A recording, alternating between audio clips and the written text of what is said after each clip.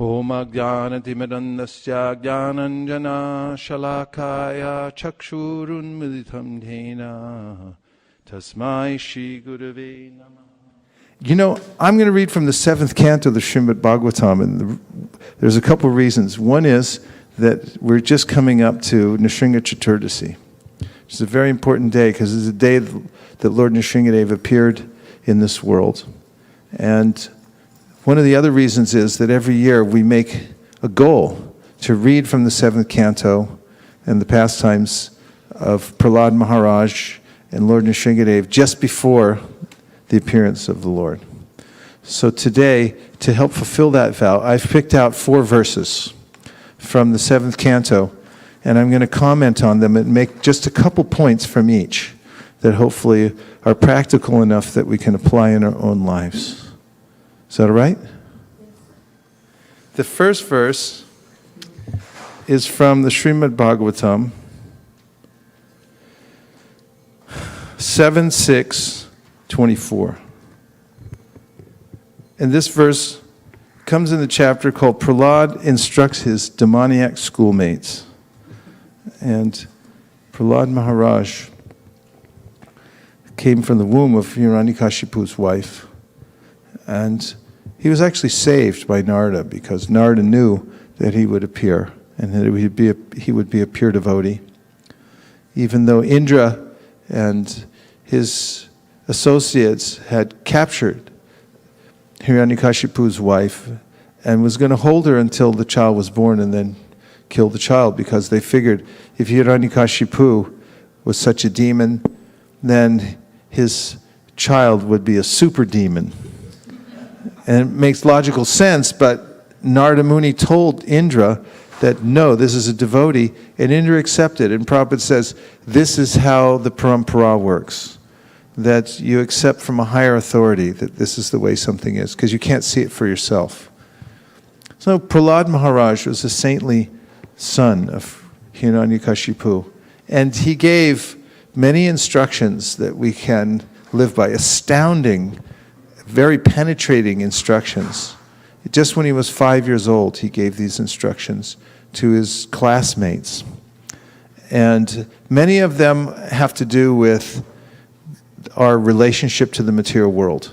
And I just want to tell you something I read when I was traveling in Japan that really impressed me. And that was a verse from Gajendra, because I was reading the 8th canto in Japan.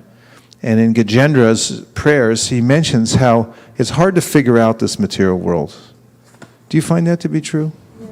It's a little confusing. Like, why am I here? What's my duty? People ask all kinds of questions about the material world. Some people say, try to make it the material world. Other people say that you'll never make it in the material world. There are myriad philosophies. Just go through the library. You'll see everyone has something to say about how to make it in the world. Some people say all these philosophies are just a waste of time and a distraction so people don't have to think about the fact that they have to die. And then many people have ideas and philosophies about what death means and what happens after death and so forth. But Gajendra said, just take it from higher authority that the material world is not our home and you should leave it. And Prabhupada points out in his purport that yes, the material world is a confusing place. And it's hard to figure out what to do and what not to do. But one thing you should take as a certainty, and that is, this is not your home. And you have full permission to use all your energies to leave this material world and go back home, back to Godhead, because that is the order of the higher authorities. And you could take it from them. Just as Indra took it from Narada, that there's a saintly person in this womb, we should also take higher knowledge from those who are beyond the modes of material nature. So let's look at this verse. All say, please repeat. Tasmat sarveshu bhuteshu rayam kurata sauhridam bhavam asuram unmucha yayatusyat yadhoksajaha Tasmat, therefore, sarveshu, to all, bhuteshu, living entities, Dayam, mercy. Kurata, show. Sohritam, friendliness. Bhavam, the attitude. Asaram, of the demons who separate friends and enemies. Unmucha, giving up. Yaya, by which Tushyati is satisfied.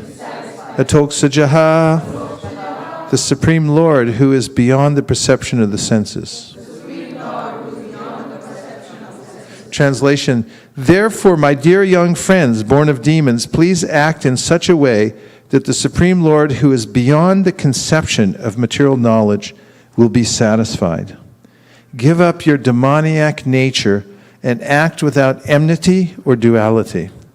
Show mercy to all living entities by enlightening them in devotional service, thus becoming their well-wishers. Let's say it all together. Therefore, my dear young friends born of demons, please act in such a way that the Supreme Lord, who is beyond the conception of material knowledge, will be satisfied. Give up your demoniac nature and act without enmity or duality. Show mercy to all living entities by enlightening them in devotional service, thus becoming their well-wishers. Srila Prabhupada's purport. The Lord says in Bhagavad Gita 1855, Bhaktyamam abhijanati yavanyaschasmi tatvataha. One can understand the Supreme Personality of Godhead as He is only by devotional service. Prahlad Maharaj ultimately instructed his class friends, the sons of the demons, to accept the process of devotional service by preaching the science of Krishna consciousness to everyone. Preaching is the best service to the Lord. The Lord will immediately be extremely satisfied with one who engages in this service of preaching Krishna consciousness. This is confirmed by the Lord Himself in Bhagavad Gita 1869. Nachatasman manusheshu kaschin me priyakritamaha. There is no servant in this world more dear to me than he, nor will there ever be one more dear. If one sincerely tries his best to spread Krishna consciousness by preaching the glories of the Lord and His supremacy, even if he is imperfectly educated, he becomes the dearmost servant of the Supreme Personality of Godhead. This is bhakti. This is bhakti. As one performs this service for humanity without discrimination between friends and enemies, the Lord becomes satisfied and the mission of one's life is fulfilled. Sri Chaitanya Mahaprabhu therefore advised everyone to become a guru devotee. Become a what? Guru. And preach Krishna consciousness. Jare dako tare koho Krishna upadesh. That is the easiest way to realize the Supreme Personality of Godhead. By such preaching, the preacher becomes satisfied, and those to whom he preaches are also satisfied. This is the process if you're from Canada, of bringing peace and tranquility to the entire world.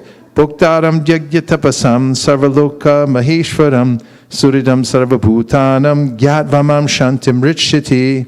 One is expected to understand these three formulas of knowledge concerning the Supreme Lord. That He is the Supreme Enjoyer, that He is the proprietor of everything, and that He is the best well-wisher and friend of everyone.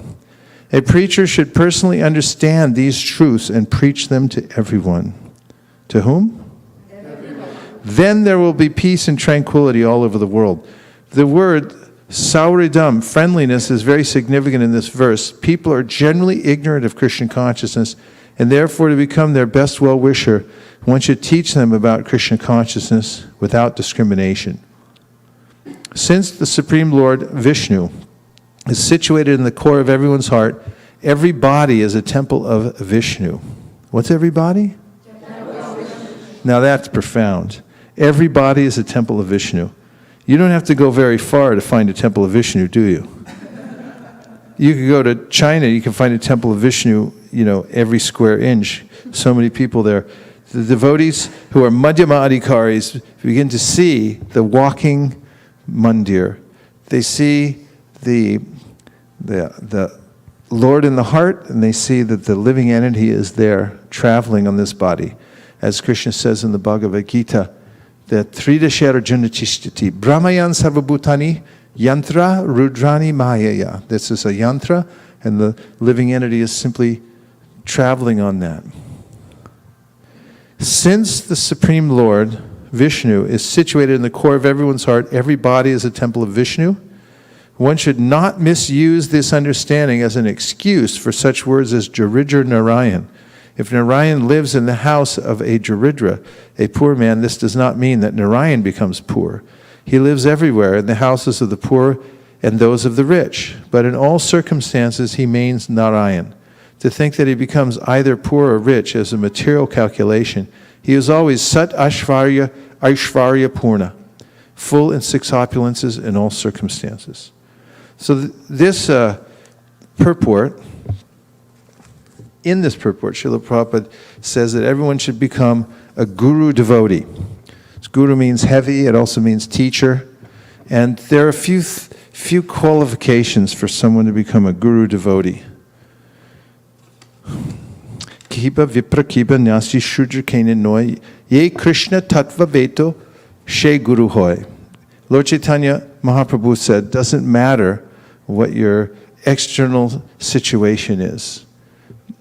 Kiba vipra, kiba nyasi shudra kena noi means you could be a shudra, or a sannyasi, or a brahmana, twice-born person. Doesn't matter. If you know the signs of Krishna, then you're to be considered guru. So first is, one should know the science of Krishna. The best way to do this is to memorize the Bhagavad Gita. You should memorize the whole Bhagavad Gita by cramming the Bhagavad Gita constantly. Every day you should read the Bhagavad Gita. Every day you should hear the Bhagavad Gita. When you drive in your car, you should have somebody sit next to you and read the Bhagavad Gita to you in your ear. When you're driving through the desert, you should have the Bhagavad Gita playing so you can hear it. When you go on the airplane, you should be listening to the Bhagavad Gita. When you stand in line at the post office, you should read the Bhagavad Gita. When you go to the doctor's office, you should read the Bhagavad Gita while you're waiting for the doctor who's taken his or her time because they really don't care so much about what time they get to you. There are unlimited opportunities we have, or maybe not unlimited. We have a limited number of opportunities. We should fill those in with hearing from Bhagavad Gita.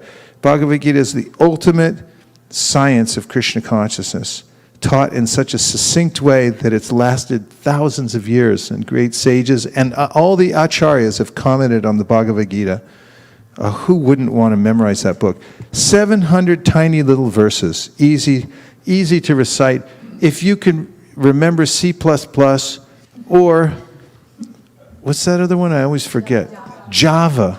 Then, for goodness sakes, you can memorize the Bhagavad Gita. It's only going to take you a year or two if you really put your mind to it. If you memorize a few verses a day, your brain will grow and you'll become a great pundit. And you'll become famous too. There's not many people that know the whole Bhagavad Gita. You should be one of them. Cram Bhagavad Gita. Always read Bhagavad Gita, always hear Bhagavad Gita. And if you know, and if you can't do that, and you just know 50 verses from the Bhagavad Gita, 50 main verses, you can still become a world-class teacher and bring up these main verses from Bhagavad Gita. And if you just know, if you can't memorize any verses, but you know the philosophy behind Bhagavad Gita, and you have great devotion for the Bhagavad Gita, you can also be a teacher of Bhagavad Gita. Not only that, you should learn the Bhagavatam, and the Sri Chaitanya Charitamrita, and the Nectar of Devotion.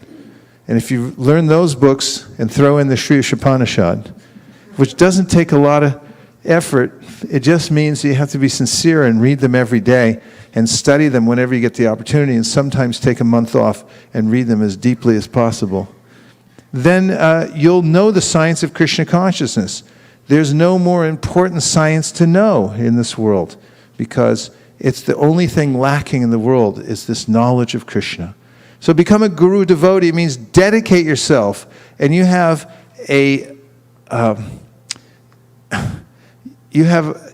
we have a particular body of literature that's been given to us. It's a bequeathment. It's been passed down to us. Prabhupada painstakingly put these particular books together, and it's enough. You can't come to the end of the Bhagavatam, even if you try really hard. And you can't come to the end of the Gita or the Sri Chaitanya Charitamrita, and there's no need for anything else. If you read these several books that we have really carefully, and you study it and get to know it, then you'll know that you'll become conversant with the science of Krishna consciousness, and you'll become a guru devotee. But there's more. You have to also have sadachar. Sadachar means that you behave properly, and it's really hard you have to practice a lot throughout your life to have dominion over your senses. And this is the first qualification that Rupa Goswami mentions in his Upadeshamrita. Vacho vegam, manasakroda vegam, chiho vegam, udarapasta vegam. Etan vegam yo vishaheta dhira, sarvam apimam priti vimnasisha. You become a spiritual master if you can have dominion over your senses. You have to be able to control yourself, control the lower self by the higher self. That takes practice and realization.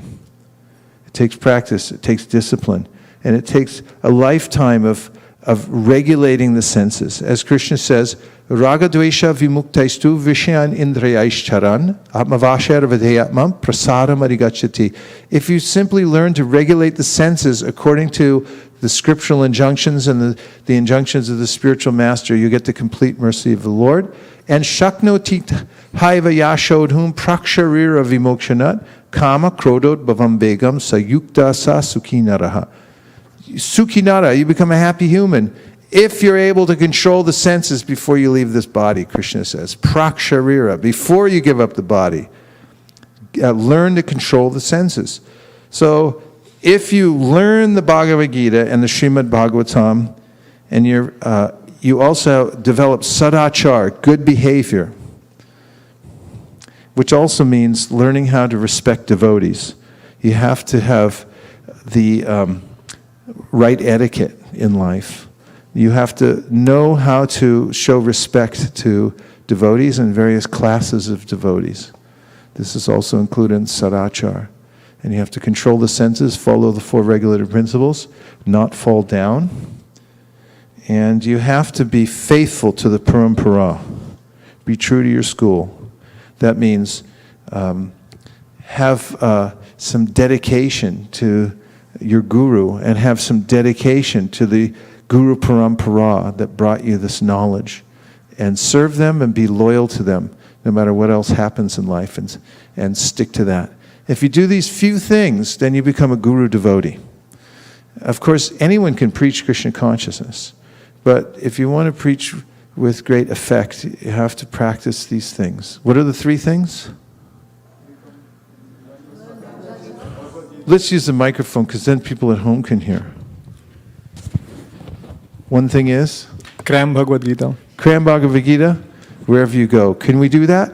Yes. Did you ever cram anything else? Yes. Did you cram C++? Did you cram Java? Yes. What else did you cram? SQL. What else? Python. It crammed you. Cram Bhagavad Gita before the Python crams you. Python of death.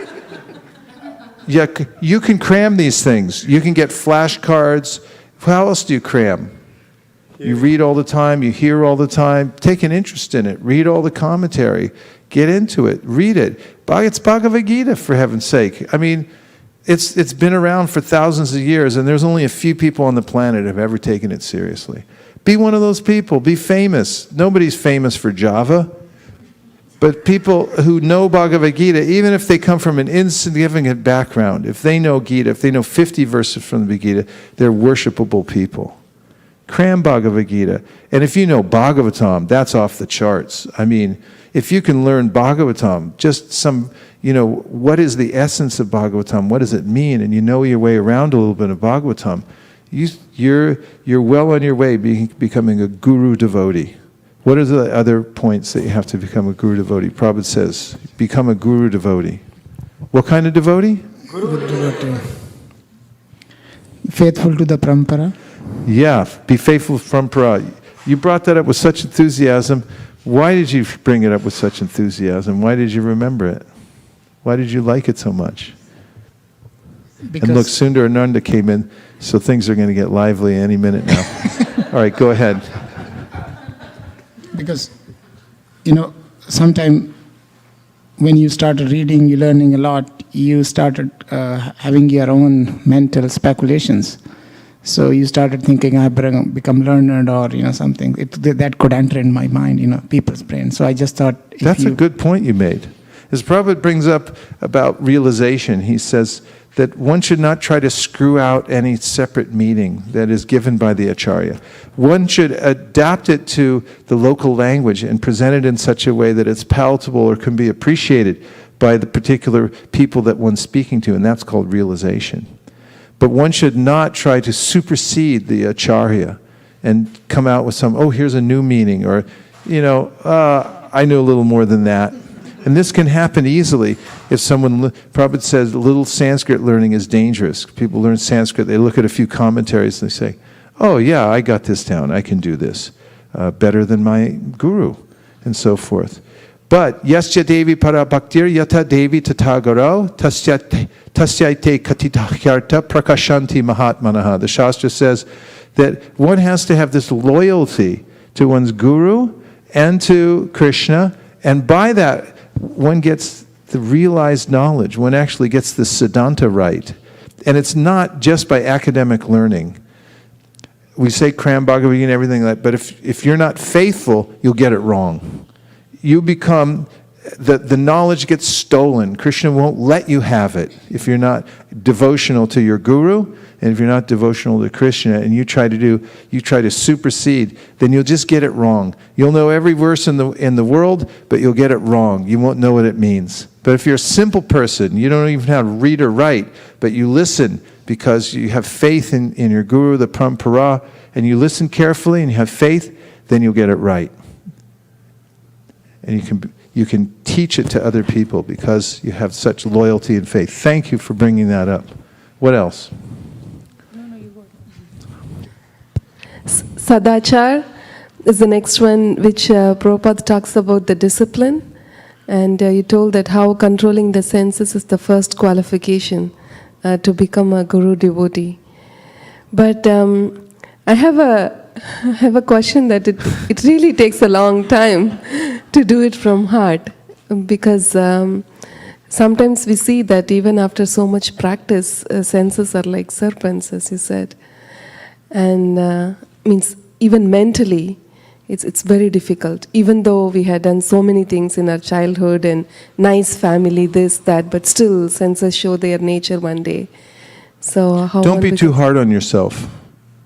Don't be too hard on yourself, because we've been in the material world for a long time, according to the Shastra.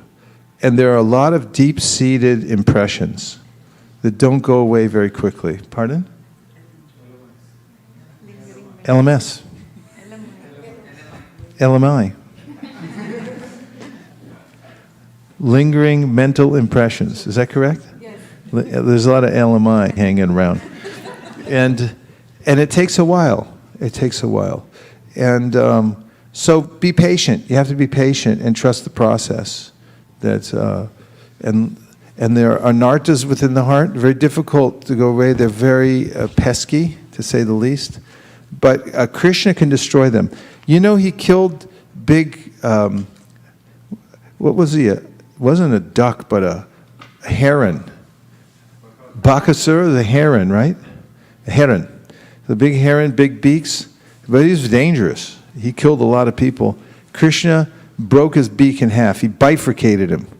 He was just a little coward boy, but he grabbed this huge demon and he just tore him in half. And he killed other demons too. Aristasura, he treated him like a wet dish rag. He smacked him on the floor so hard and just wrung him around. Big, powerful bull. He killed Putana, who was dangerous. She put deadly poison on her breast. Krishna killed her like that. He's just a little baby. Shakatashura, his little soft lotus foot. He kicked that cart so hard, it broke into pieces, and all the pots and pans went spreading all over the territory. And Krishna, even as a baby, he's so powerful. So Bhaktivinoda Thakur says he can destroy these anarthas. So you got to hear Krishna's pastimes and pray to Krishna, and he can take away the anarthas. It can actually happen in a lifetime. That if one applies oneself to the process of Krishna consciousness, one can see for oneself that anarthas are actually going away. Tada rajas tamo bhava kamalobadayaschaye chetater anavidam stitam sattve prasidati. The appearance of Shuddha Sattva, the appearance of the spiritual energy within one's heart. It's all possible. And Prabhupada says, in the pastime of cleansing the Gundicha temple, the Chaitanya Mahaprabhu, he did it 3 times. He cleansed the temple once, twice, 3 times. Nobody could see anything left. And then he cleaned outside so the dust wouldn't blow back in. Got to be really careful and got to be really thorough. But it is possible. And then he says, if you clean your heart that much, and then Krishna will, it's a suitable place for Krishna to come and sit down. You can make the altar there, actually. So Krishna can come sit down. Said, then you can hold a festival. Then hold a festival, invite everybody in and say, okay, let's celebrate. That's worth celebrating. All the other things, they're like, minor compared to that. Establishing a temple in your heart, making your heart clean enough so Krishna can actually sit there. Then you can enjoy life all the time, 24 hours a day. Chant Hare Krishna, and Krishna appears there in your heart. Swanam, Bhava, Saroruham. You actually establish a deity in your heart by hearing srimadbhagavatam. Yes? What all comes under sadachar? Sadachar. What all comes under sadachar? Good behavior in Krishna consciousness. You should follow the 4 regulative principles. You should be clean inwardly and outwardly, regulate the senses, and you should act properly with all the other living entities. For superiors, you should show respect and worship. For those who are equal, you should make appropriate friendships. And for those who lessen you, you should give mercy. Thank you. And amongst Vaishnavas, you should know the different classes of Vaishnav. If someone says Hare Krishna one time, in your mind you should offer them no obeisances in your mind. If someone is advanced enough to take initiation, you should offer obeisances to them with your body. Put your head down. And if you see someone very advanced who's nindadi shunya, whose heart is no longer afflicted by envy and trying to drag other people down for the sake of looking better than him or herself, that person you should serve, you should try to be around that person and so forth.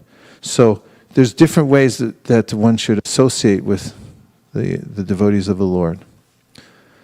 Okay, so Guru Devotee, this is the recommendation of Prahlad Maharaj, and also in this verse he talks about the best way to please the Supreme Personality of Godhead, and it's by preaching. It's by going out of your way to give Krishna consciousness to others. There's no better way to prosecute Krishna consciousness than to organize your life around the principle of giving mercy to other living entities. Serving all living entities by widely spreading the holy names and the Bhagavad Gita. We have it in printed matter. I talked about it for about a half an hour or more at the beginning, just this very specific service that Prabhupada gave us. And if we do that, we'll please Krishna very quickly. And years just go by. Just absorb yourself in that. There's no better kind of service that you can do, ultimately. And all the services are absolute, but they're all focused in our Krishna consciousness movement on giving mercy to the living entities, ultimately. Now I'm going to read another purport, and that is 7:728. Tasmat bhavadbhi kartavyam karanam trigunatmanam bija nirharadam yoga pravaho paramo diyaha. Translation: Therefore, my dear friends, O sons of the demons, your duty is to take to Krishna consciousness, which can burn the seed of fruit of activities artificially created by the modes of material nature, and stop the flow of intelligence in wakefulness, dreaming, and deep sleep. In other words, when one takes to Krishna consciousness, his ignorance is immediately dissipated. Let's all repeat.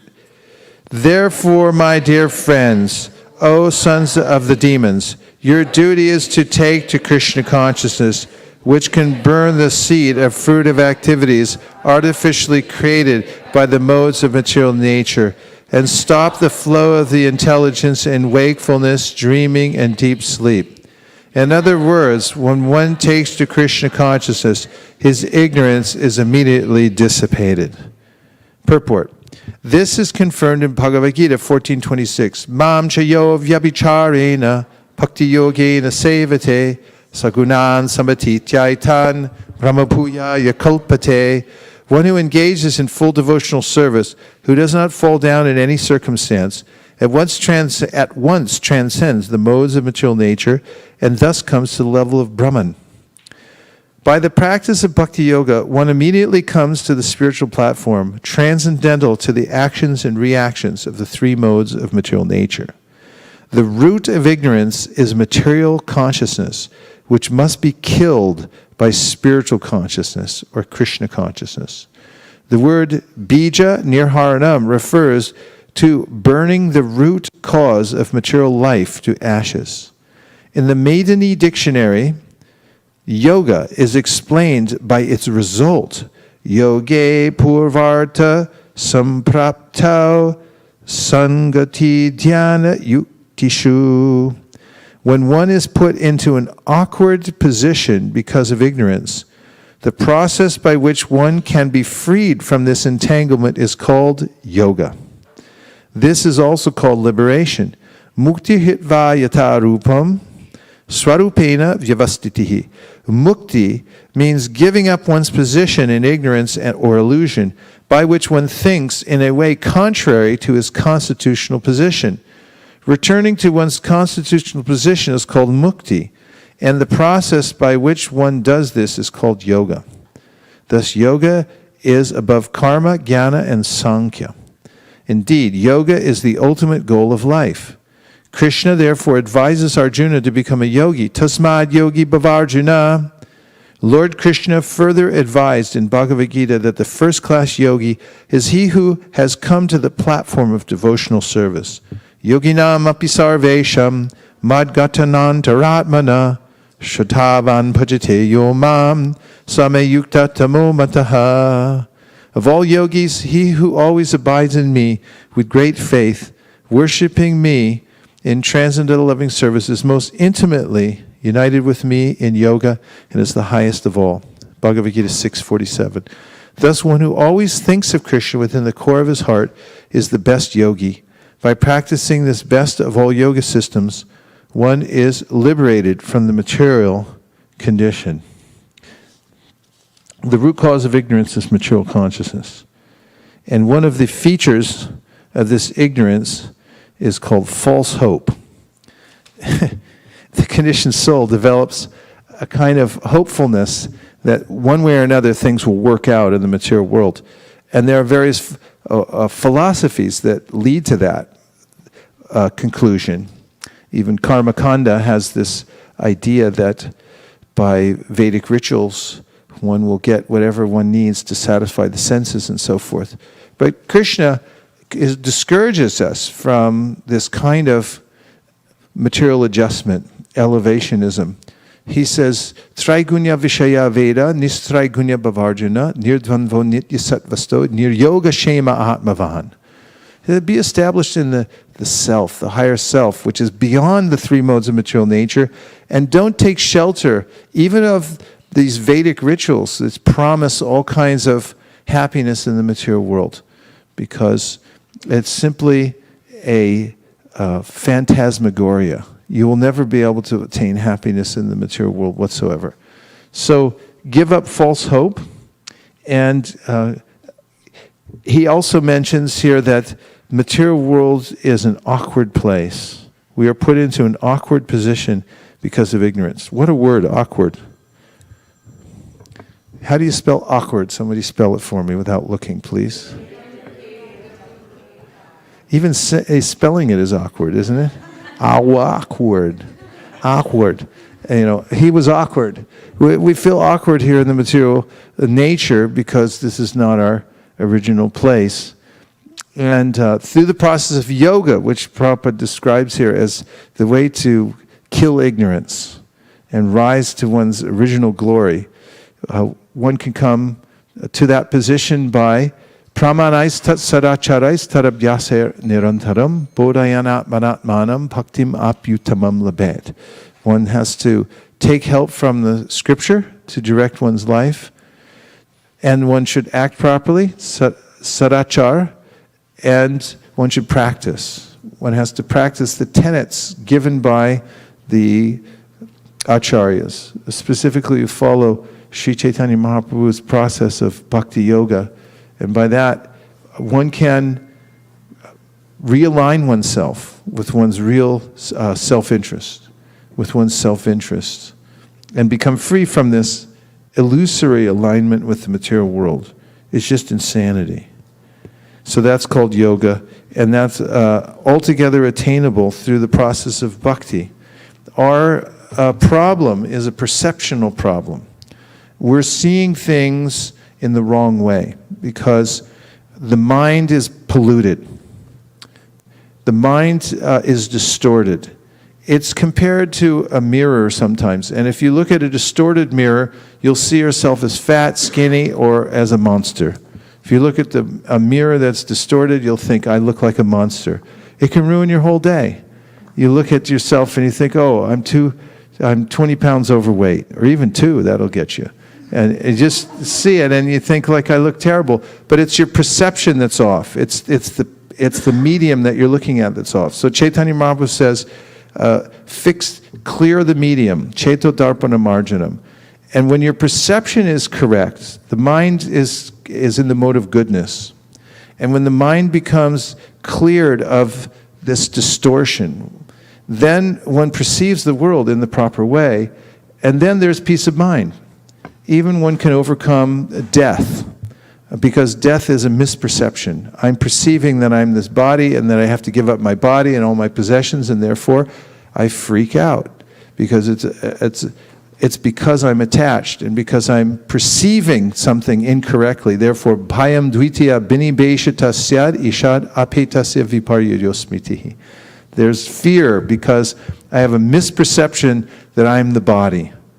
But through yoga, one actually comes to see for oneself that I'm not the body. I'm something beyond the body. And the mind is simply concocting. And just like in a dream, you see, last night I actually had a dream that the Germans took over America. I woke up and told Nicole, I dreamed that the Germans took over America. And I was a little disturbed about it. I was thinking, what am I going to do now? But when I woke up, I saw there's no Germans around here. Why would they take over America anyway at this point? But still, in my dreaming state, I was a little bit anxious about the situation. And so this whole material experience I'm having is a dreamlike state. And when I wake up from the dream and I see things properly, there's no problem. I actually have no problem. Asango hyayam purusha, the living entity, has no real connection to the material nature.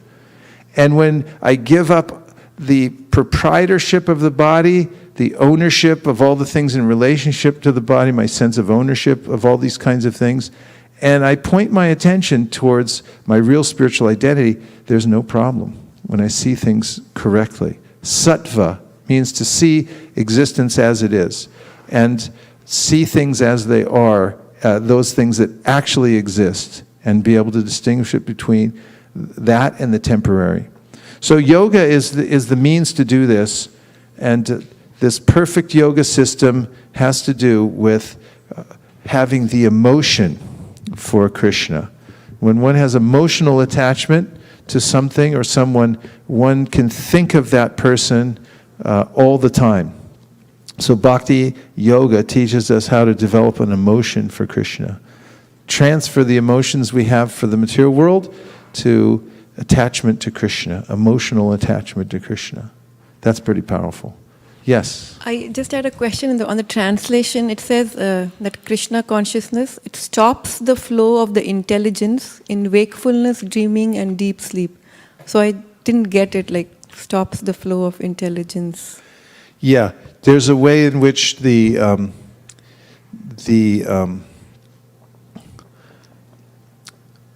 refers to intelligence related to the mode of passion, through which one is calculating how to adjust one's material situation. In fact, it's described by Kapila Dev, mind is in the mode of goodness, and the intelligence is in the mode of passion. Why? Because the intelligence means to make material distinctions and to say this is better than that and try to improve oneself in the material world. When one comes to the spiritual platform, one realizes there's nothing to improve. I exist, and that's, I always exist. I don't have to go anywhere. I don't have to become something. I already am something. I already exist eternally. So what else is there to do?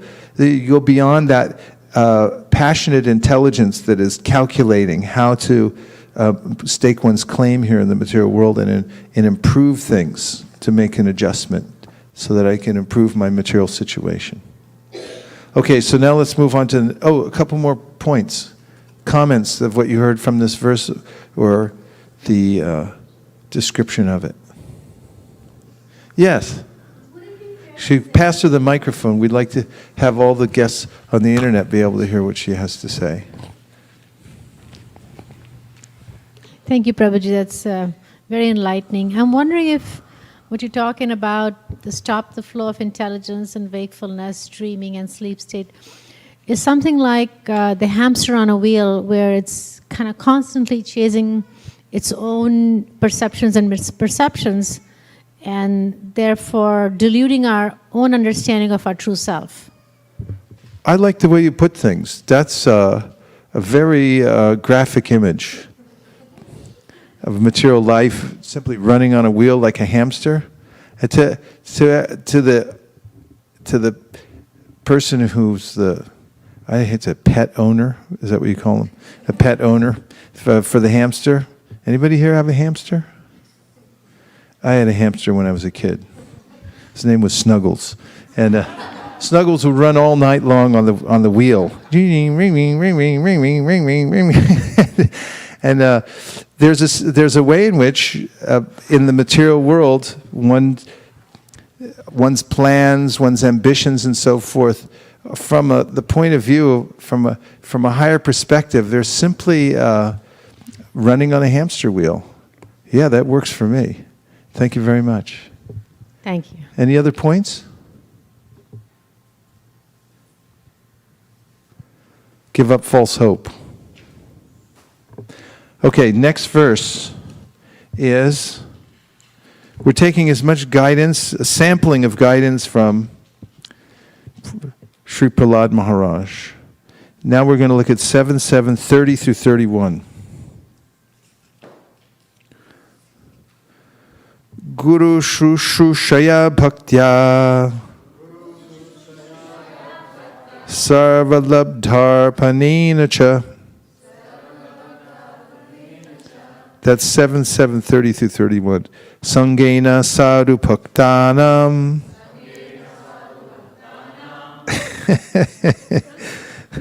Okay, we're close to giving your money back for this class. Ishvaradhananina Cha. Ishvararadhanina Cha. Shradaya Tat Katayam Cha. Kirtanar Gunakarmanam. Pat Padam Buruha Dhyanat. Talingeshar Hanadibi. One must accept the bona fide spiritual master and render service unto him with great devotion and faith. Whatever one has in one's possession should be offered to the spiritual master, and in the association of saintly persons and devotees, one should worship the Lord, hear the glories of the Lord with faith, glorify the transcendental qualities and activities of the Lord, and always meditate on the Lord's lotus feet. And worship the deity of the Lord strictly according to the injunctions of the Shastra and Guru. Purport. In the previous verse, it has been said that the process which immediately increases one's love and affection for the Supreme Personality of Godhead is the best of the many thousands of ways to become free from the entanglement of material existence. It is also said, Dharmasya tattvam nihitam guhayam. Actually, the truth of religious principles is extremely confidential. Nonetheless, it can be understood very easily if one actually adopts the principles of religion. As it is said, Dharmam tu sakshat bhagavat pranitam. The process of religion is enunciated by the Supreme Lord because He is the supreme authority. This is also indicated in the previous verse by the word bhagavatoditaha. The injunctions or directions of the Lord are infallible, and their benefits are fully assured.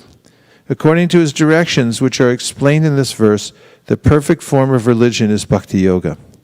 The practice of bhakti yoga, to practice bhakti yoga, one must first accept a bona fide spiritual master. Srila Rupa Goswami's Bhakti Rasamrita Sindhu 1:274-75 advises, Guru padashrayas tasmat Krishna dikshari shikshanam Vishrampena Guru Seva Sadhu Manuvartanam Saddharma Pritsha Bhogadi Tyaga Krishna Hetave. One's first duty is to accept a bona fide spiritual master. The student or disciple should be very inquisitive. He should be eager to know the complete truth about eternal religion, Sanatana Dharma. The words Guru Shushrushraya means that one should personally serve the spiritual master by giving him bodily comforts, helping him in bathing, dressing, sleeping, eating, and so on. This is called Guru Shushrushanam. A disciple should serve the spiritual master as a menial servant, and whatever he has in his possession should be dedicated to the spiritual master. Pranar arter dhyavacha. Everyone has his life, his wealth, his intelligence, and his words, and all of them should be offered to the Supreme Personality of Godhead through the via medium of the spiritual master. Everything should be offered to the spiritual master as a matter of duty, but the offering should be made to the spiritual master with heart and soul, not artificially to gain material prestige. This offering is called arpana. Moreover, one should live among devotees, saintly persons, to live the etiquette and proper behavior of devotional service. Srila Vishwanath Chakravarti Thakur remarks in this connection that whatever is offered to the spiritual master should be offered with love and affection, not for material adoration. Similarly, it is recommended that one associate with devotees, but there must be some discrimination. Actually, a sadhu, a saintly person, must be saintly in his behavior. Sadhava sat achara. Unless one adheres to the standard behavior, one's position as a sadhu, a saintly person, is not complete. Therefore, Vaishnava, a sadhu, must completely adhere to the standard of behavior. Srila Vishwanath Chakravarti Thakur says that a Vaishnav, a person initiated into the Vaishnava cult, should be offered the respect befitting a Vaishnav, which means that he should be offered service and prayers. However, one should not associate with him if he is not a fit person with whom to associate. Would you like to give some feedback? Anything that you heard that stuck? Yes. Oh, okay, go ahead. I just feel that there's a very common saying which I guess applies: one eventually becomes the company we keep. So if you're truly... What eventually becomes what? One eventually becomes the company we keep. A what? Company? We eventually become the company we keep. Oh, we become the company we keep, yes. So if you're truly wanting to be true devotees of the Lord, and we're truly wanting to be spiritual and saintly, then you really have to seek that company. Yes, very good point. And in another purport, Prabhupada says that one's ambitions and desires arise from the company that one keeps. ambitions and desires. We have ambition for one thing or another and desires for this or that, but it arises from association. It can happen very quickly also. So one has to be discriminating, and that's one of the key words in this purport is discrimination. You have to be careful when you move around in this world. Janasanga, those who are optimistic about their place in the material world and have great hope, great false hope for enjoying the material world and so forth, are not the right persons for Vaishnavas to associate with. Although we respect everyone, and even amongst the Vaishnavas, Prabhupada points out here, there may be some that don't have proper behavior, and therefore one should respect them from a distance and not take their association very closely. If you're in association that is not helping you, then get an upgrade. Put in for an upgrade. See if you can't use, frequent flyer miles or something like that, and get an upgrade for your association, because if you get upgraded association, then you'll upgrade your consciousness and your standard of devotional service very quickly. It's one of the great secrets of devotional service. Vishaka Lila.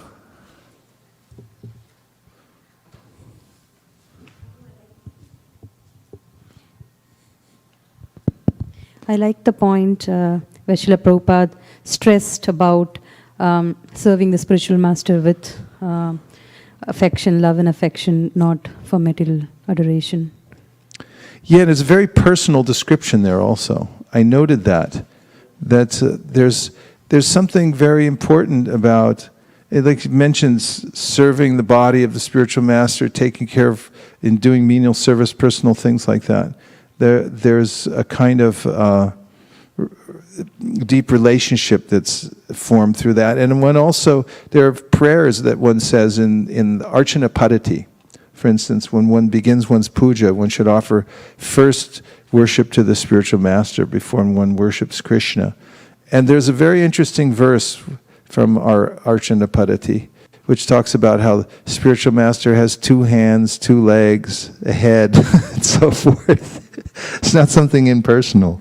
There's actually a person there. There's a local relationship that one has that grows into a conduit that brings one closer and closer to Krishna. Yes, what else did you hear from this information-packed verse and purport? Yes. I was also thinking how in the last part, like how we serve the Guru Shushrusha Shaya.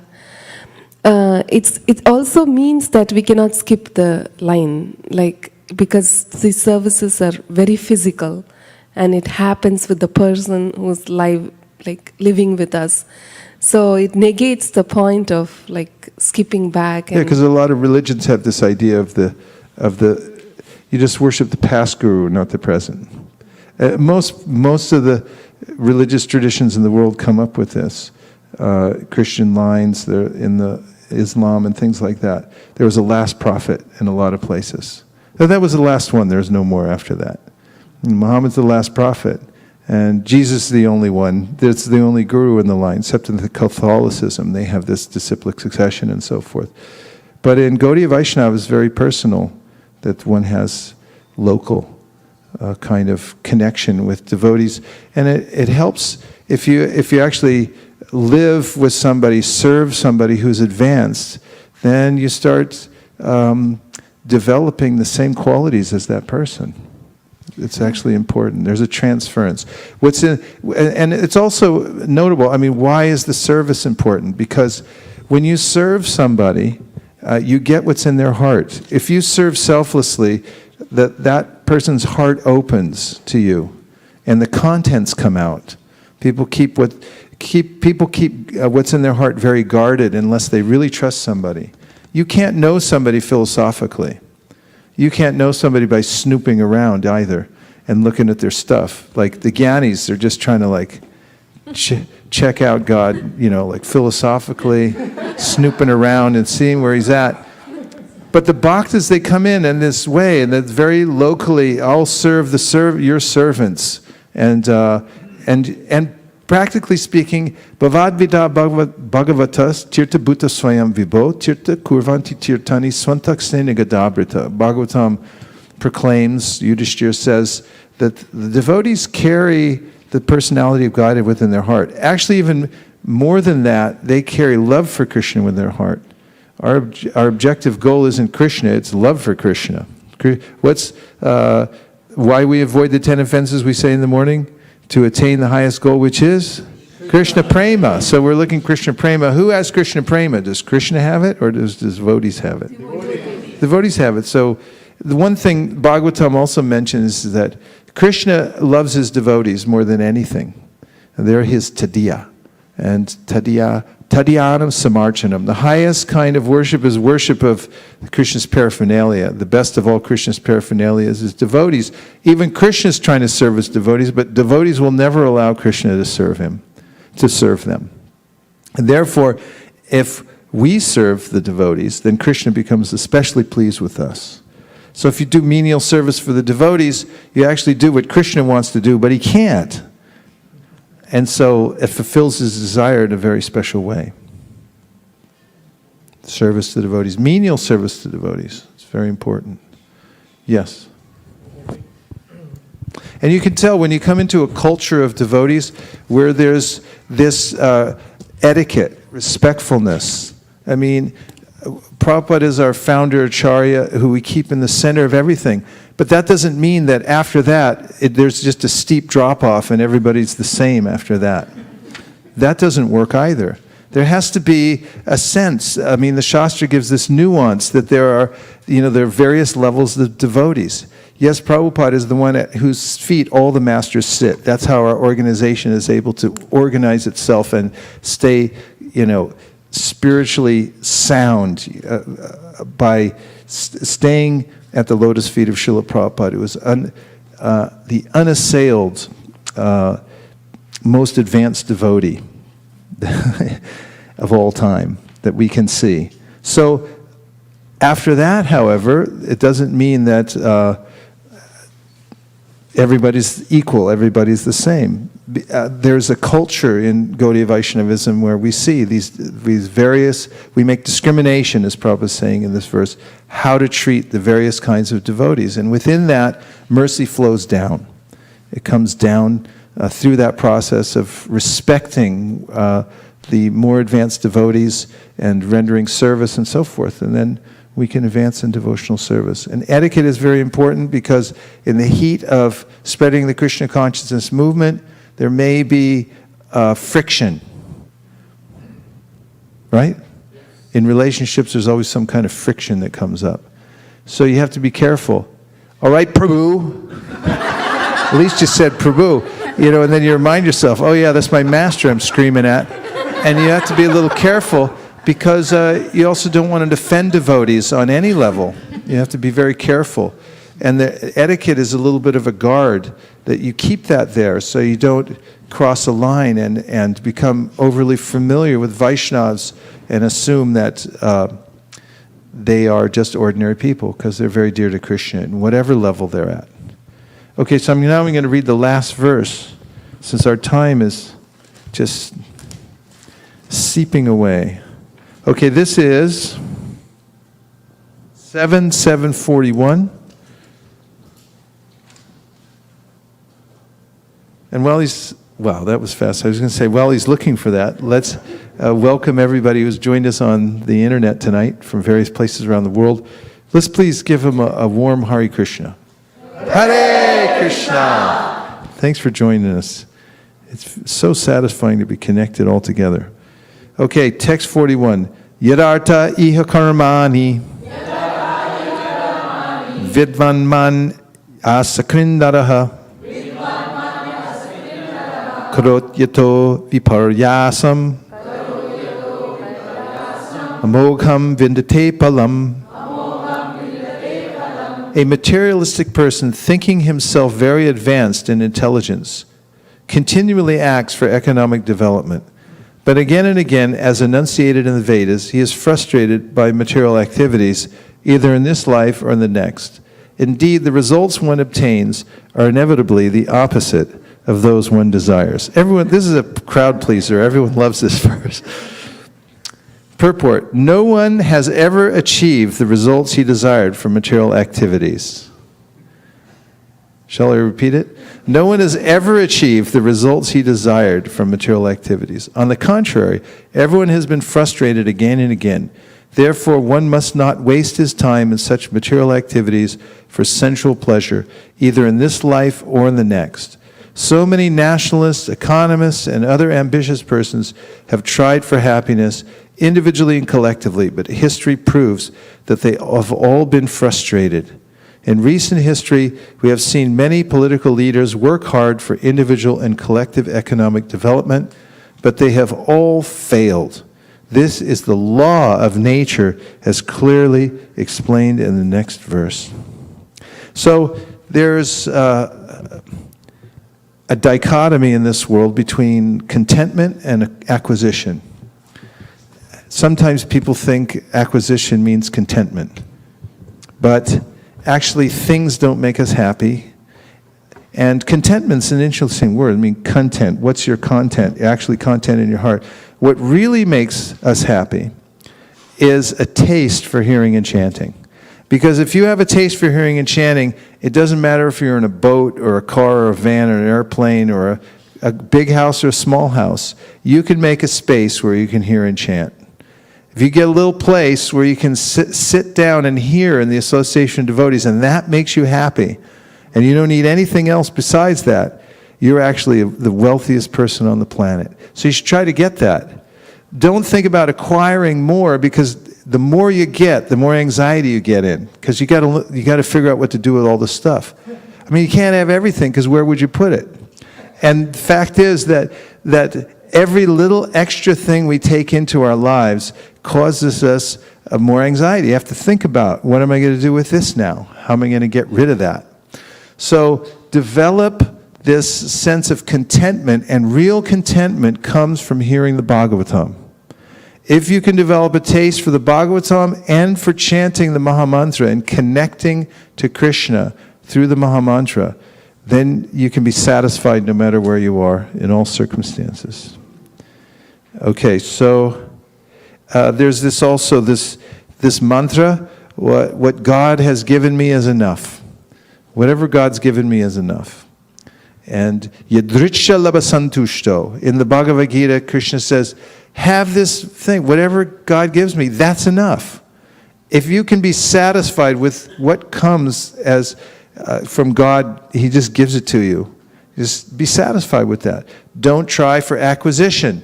Because you'll notice in history, people have become very expert at acquisition.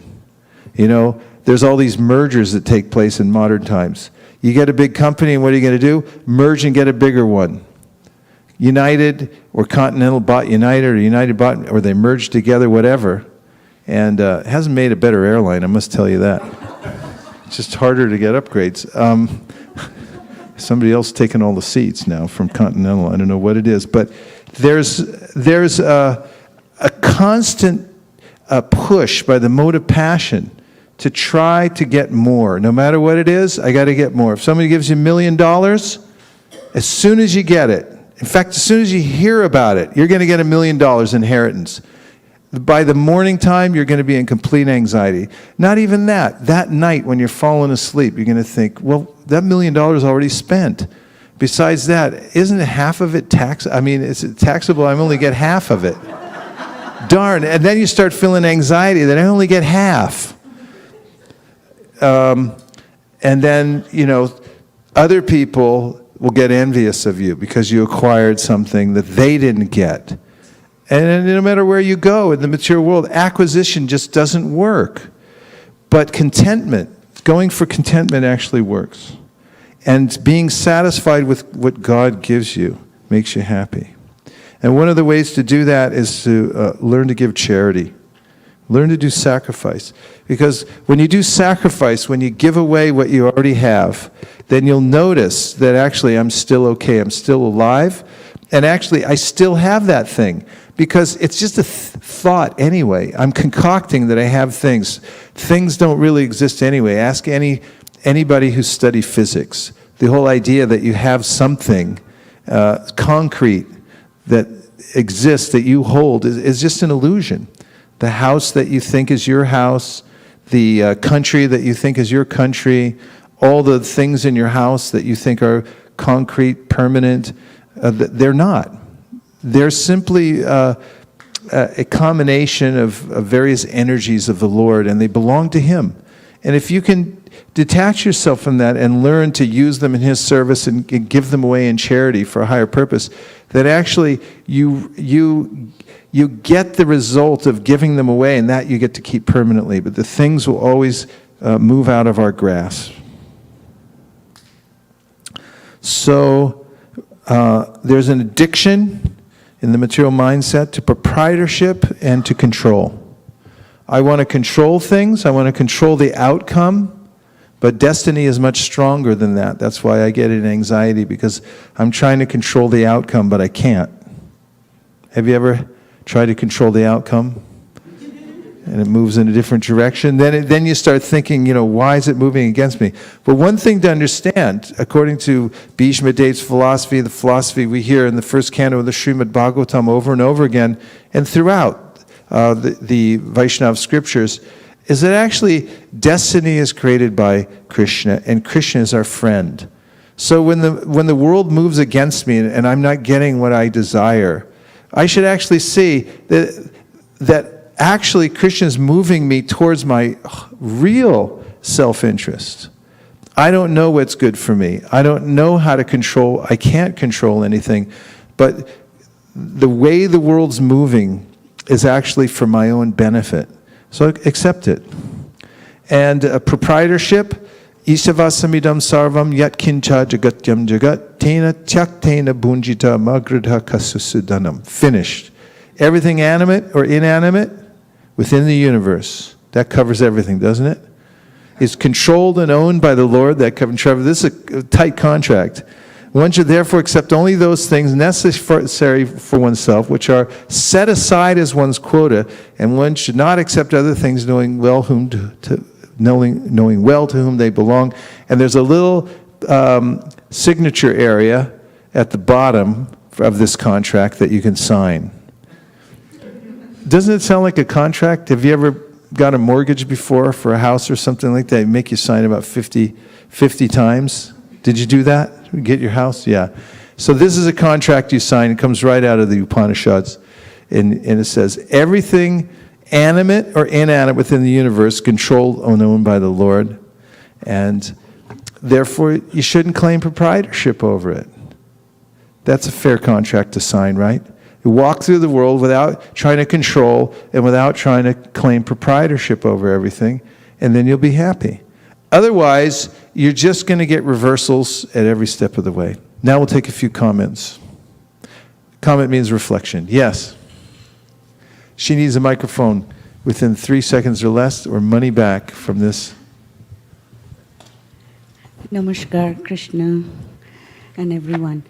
You made a very good point, and I wanted to add to this, and that's a very common saying in Bengal, where I am coming from, and they say you can have and pretend to have all the controls and controlling the outcome, but Lord, that Krishna power actually has the key to that lock. And once we understand that, that automatically leads us to that detachment of all the surroundings that we belong in this world. Thank you very much. Some good stuff coming from the back of the room tonight. Okay, other reflections? Anything you heard that stuck in your mind? Yes.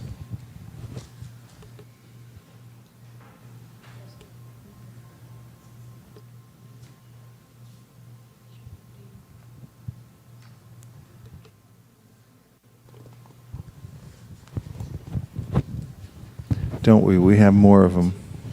Okay. Hare Krishna. Speaking about Krishna as my friend, reiterating what you said in the beginning of the class, it's so pacifying knowing that Krishna has a personal form, so we can better serve him, we can express ourselves to him, and it's all through reading Prabhupada's books and distributing the holy name. So thank you. Yeah, we talked about that in the beginning. It just how people all over the world talk about God, but there's an amorphous concept, impersonal, an energy. But when Krishna says, Manmana bhava madbhakto, think of me, who are you going to think of? How are you going to think of Krishna? And Krishna comes out and says, here I am, here's my form. And the Bhagavatam, we hear from the very beginning that without hearing the very specific details about God, about Krishna and his pastimes, we'll remain attached to the material world. We won't be able to give it up. You have to have that very specific information. And to some people, it's almost too much in the beginning to hear about God as a person, because that sounds like a lot of competition for one thing. Because I'm a person, and my idea is that I'm the supreme person.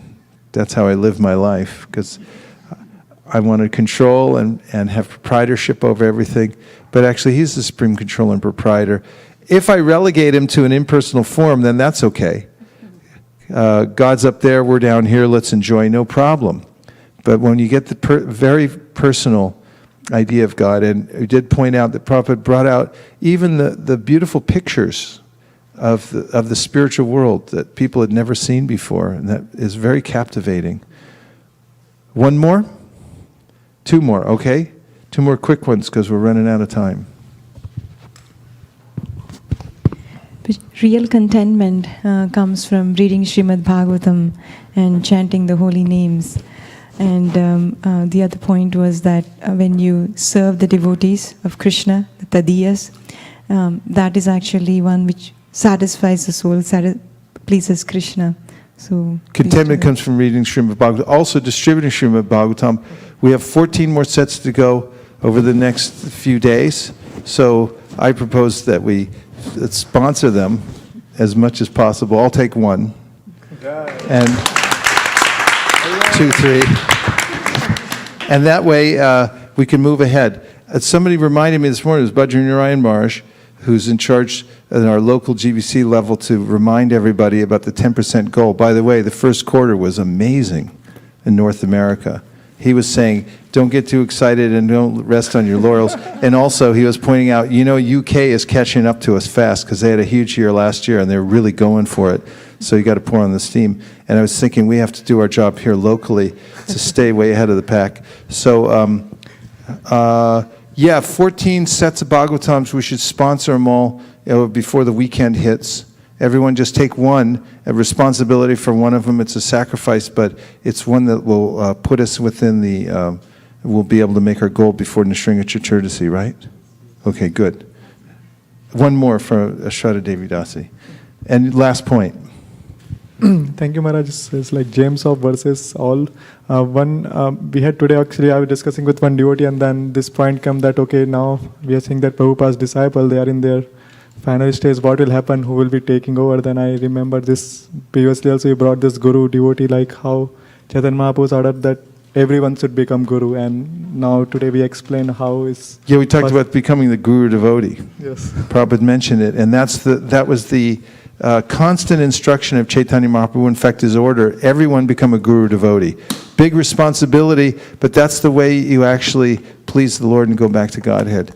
Don't hesitate, just to take full advantage of whatever facility you have and go back home, back to Godhead. Become a guru devotee.